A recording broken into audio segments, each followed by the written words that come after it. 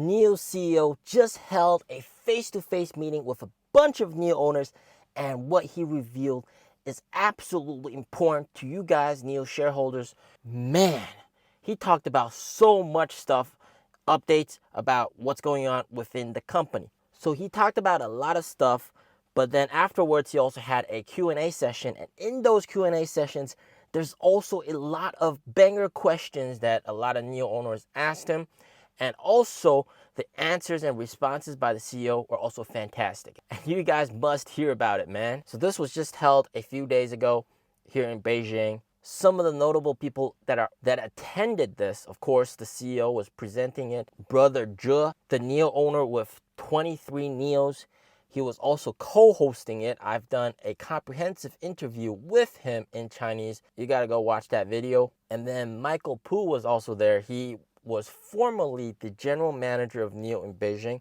I've also done an interview with him. Absolutely fantastic guy. And he recently got promoted to vice president of sales for China. Congrats to him for that. So first thing he talked about, he said last year the company's pace was a bit chaotic, mainly affected by the increase in the price of raw materials from inflation. Purely from the price of raw materials, each car costed about 40,000 RMB extra from what it was before. And because NIO's batteries have higher capacities in general, NIO was affected more by this raw material price increase. Number two, due to quote-unquote mask situation in China back in 2022, which I've talked about, and I broke that news to you guys before the whole lockdown thing happened. But what he's talking about is the lockdown, the quality problems of ET7 that happened when ET7s were just being delivered. Because of the lockdown, a lot of staff and employees were locked in their homes for more than 2 months. So this really affected deliveries and quality control and the entire launch of the ET7. Number three, last year's sales increased by 34%, 10 to 20,000 units less than planned at the beginning of the year of last year, but they still maintained a high market share of the pure high-end luxury EV market. Number four, this is a very important point he talked about. The operation in the first half of 2023 will determine the midterm direction of the company. If the work is quote-unquote unfavorable, 2024 may become like 2019 for the company. We all know what happened in 2019. So he said, how do we deal with it? Don't be conservative, fight to survive, insist on doing the right thing, and invest in future capabilities. Number five, he talked about in terms of research and development, this year the cost will still increase by 30% further compared with last year. The number of R&D employees is more than 10,000, and more than 10 people will directly report to William Li to give him actual updates of all the different projects. The breadth and depth of research and development are ideal at present, and also a quick update, the chip research and development team progressing smoothly. The battery team has more than 800 people, and they're all working very, very hard. So the headline number is, of course, 30% increase in R&D compared to the whole year of 2022. What does that look like? Well, in 2022, NIO spent $1,571 million on R&D. This is R&D alone. So taking his word for it, a 30% increase on top of that, that means this year on purely R&D in 2023, NIO will spend $2,041 million on R&D, pure R&D. Why is it so high? Well, let me ask you this. Why don't you, the viewer, go and start a new EV company? How much money do you think you'll need? Well, now multiply that by 2, because that's exactly what NIO is doing. They got the Alps sub-brand and the Firefly sub-brand. You think it's going to be cheap to start a new company? Nah. You'll at least need like 1 billion for each one of these companies, and you'll probably need a lot more than that. So a 30% increase may seem bad, but it's actually not that bad. So charge and battery swap infrastructure, their main focus is the 1,000 station plan. I'll talk a little bit more about that in a moment. They are building a new power swap station factory, and the production capability of that factory is yet to be known. We'll see as we go. In terms of user experience with the current 1,300 battery swap stations, this number is insufficient and the distribution is not uniform across the country. It is more located and densely populated in those big tier cities like Shanghai, Beijing, Shenzhen, Guangzhou, etc. Whereas other places, it's very sparse and you can't really find them. One thing that I really want to talk about, 1,000 new swap stations this year. That's very nice to be for a NIO owner to hear. I'm very happy about that. But if you think about it, each swap station cost, well, each swap station used to cost around 700,000 US dollars for one swap station. This is Gen 1 swap station. It's 700,000 because a lot of the tech was licensed from other companies. You got to pay royalties. Of course, that's very dumb. So Gen 2 swap stations and Gen 3 swap stations, NIO uses their own tech. The cost is cut by half, 350,000 US dollars per swap station. And if you add the batteries inside of it, it comes up to around 500K US dollars. So $500,000 US dollars per swap station. Multiply that by 1,000, you get about 500 million US dollars to deploy these 1,000 swap stations. So this year in 2023, if they're going to deploy 1,000 swap stations, you can expect $500 million dedicated, spent to doing this kind of thing. Now, I hate to call it cash burn.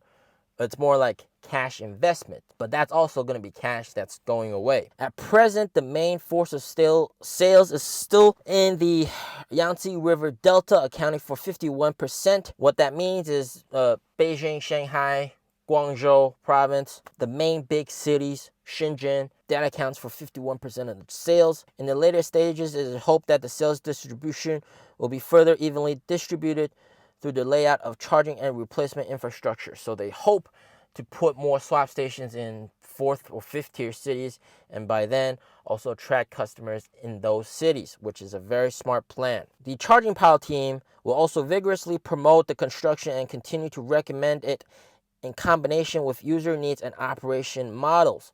So they will continue to put out more charging stations as well, along with swap stations. 9, this is a very interesting one. He said it is difficult to promote the European market, but it has been well recognized by the locals. The product is relatively good, but the service promotion is more difficult. However, in theory, NIO's competitive service-focused business model in China, exported internationally, should work well in Europe. So number 10, he said, they will serve more market segments. Our goal is for direct competition with BBA, hoping to achieve a global high-end market share of about 25%. That is 2 to 2.5 million. At present, we are pessimistic about the future of second-tier luxury brands. This year's delivery requirements will be higher than last year's, and we hope to keep the promise of higher deliveries. 11, from the perspective of corporate social responsibility, it is necessary to further implement the purpose of quote-unquote blue sky coming, which is their slogan. This is also NIO's name in Chinese. 未来 means blue sky coming. We will further lay out sub-brands at various prices. Unlike Tesla, NIO will place more emphasis on brand positioning and use different brands to cover markets at different prices. NIO will work on a good full ecosystem, polishing their product and services, at the same time keeping an eye on margins to fulfill corporate returns and increase investor trust. Very interesting. Number 12, he talked about with the arrival of scale, it will further reduce costs through resource integration, and that will hopefully improve margins. Number 13, the company still wants to win in the future. Number 14, he said the number of people in the company, employees, is about 30,000, and we will maintain this number in the later stages and do a good job in internal optimization. Very nice. So, moved on to the Q&A section. There's a lot of interesting stuff here. First question asked, NIO is a user enterprise. How do you view the rights and interests of car owners in different periods? Is it balanced? Will Lee said, in principle, it is still necessary to balance the relationship between service cost and experience. Strive to make up the difference in experience at the operational level, such as free Golden Week coupons, power swap and residence power exchange rights. So basically inverse swapping, because residential electricity is cheaper than commercial electricity. So I can charge my NIO at home and then go to the swap station, swap to a almost empty battery, and in return I'll get a little bit of NIO points. It's not really worth it, but that is something that NIO is promoting. And also other activities such as free NIO points when you swap on certain power swap stations on certain highways, etc., to promote the usage of it. Question number 2, this one is a very important one. Someone asked, what do you think about other cost-effective brands such as Feifan, aka Rising Auto? You're going to hear this name over and over again from now on, because boy, this brand, they are basically, I hate to say it, but NIO killer. They got LiDAR, they got battery swap, they got really nice cars. Actually, I've filmed a video inside of a Feifan R7. I'll edit that and get that out to you guys soon. So make sure you're subscribed and hit the bell. And the F7 is just a banger of a car for the price. And that also offers fast battery rental. You don't have to buy the battery, and that is dirt cheap if you rent the battery. Holy smokes, that car. Anyways, moving on. What he said. He said there are only 2 internationally recognized high-end brands in China, NIO and Hongqi. What is high-end? High-end is original. Plagiarists will not enter the competitive vision of NIO. Most of the time, people will make a single comparison, but in a comprehensive comparison, other brands can't compare with NIO. Today's traditional mass market is like the Red Sea. He said, you can't get any gross profit when you enter today. Today, there must be vertical integration ability in the mainstream market. Otherwise, even if there is sales, it will be a loss. For NIO, our team's dealers must have a gross profit of 10 points higher to negotiate orders with suppliers. Now, he's trying to talk down Feifan, Rising Auto, but to be honest, the father company of Rising Auto, Feifan, is SAIC, the biggest auto manufacturer in China. So they got roots way, way deeper than what you guys think. You think they're just a new startup. They're not. They're not a new startup. So definitely keep an eye out for these guys.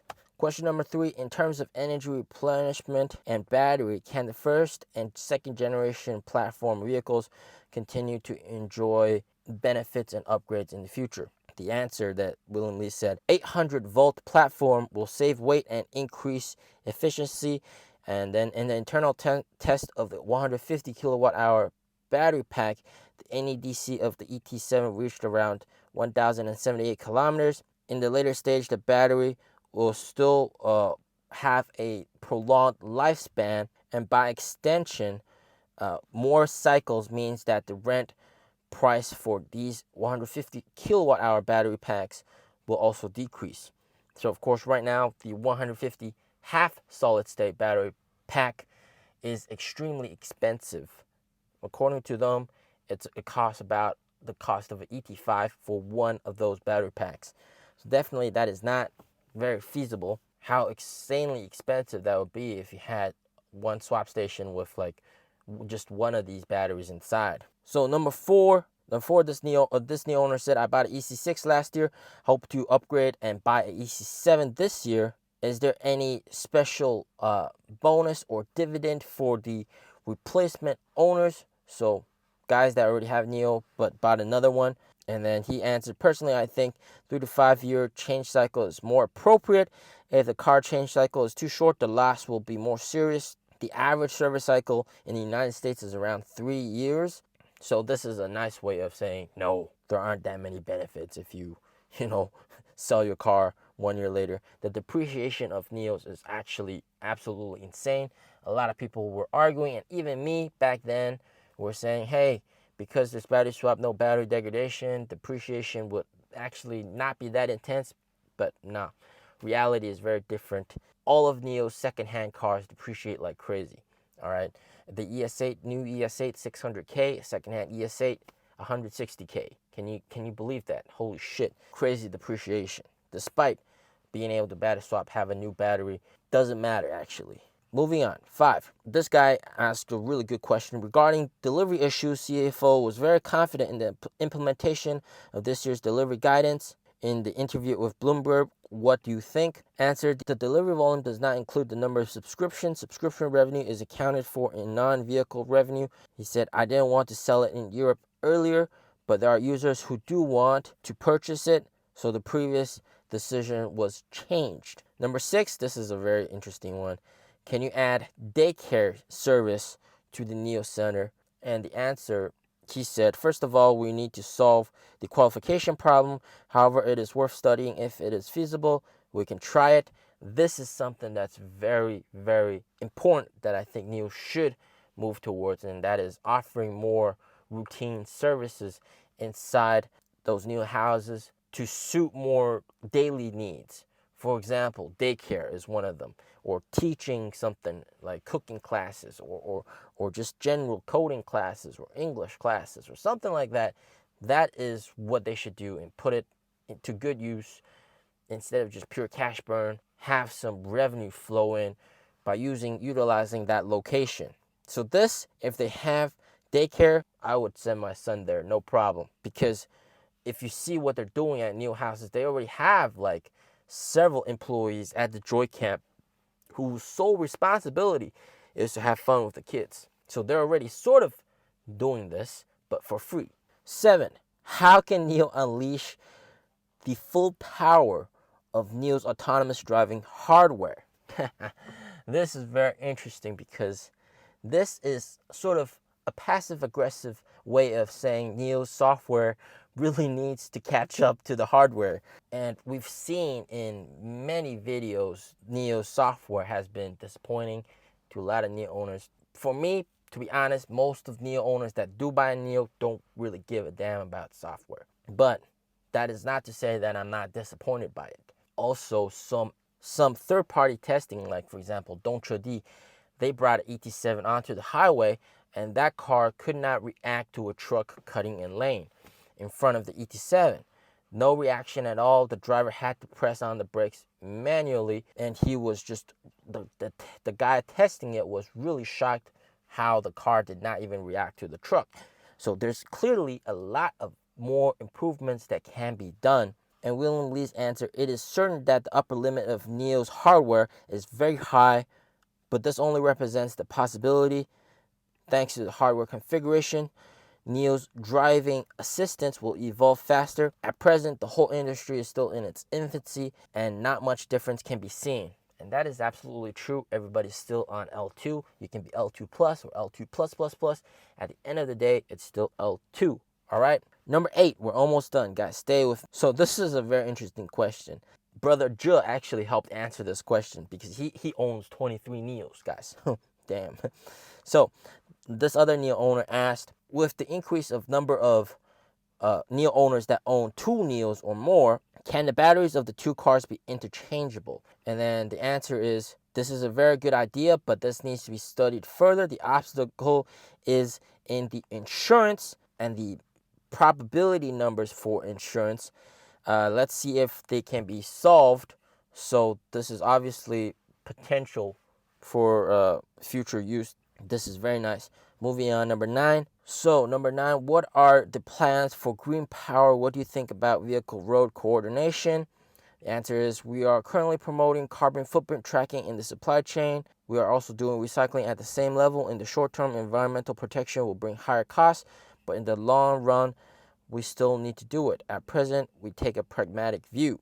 That's very good. Number 10, how can user businesses be connected with NIO and endorse each other? So he answered, with the expansion of the number of users, the community will be further optimized and adjusted. One thing that we saw that was really nice was when I personally experienced those 2 lovely NIO employees handing out coupons, and those were not coupons for NIO, but for businesses owned by other NIO owners, so that it was also a mutual benefit that NIO owners can help out other NIO owners via NIO. So this is very nice community building. What do you guys think about this whole entire update by the CEO? Let me know in the comments down below. As always, stay safe, stay healthy. Peace out.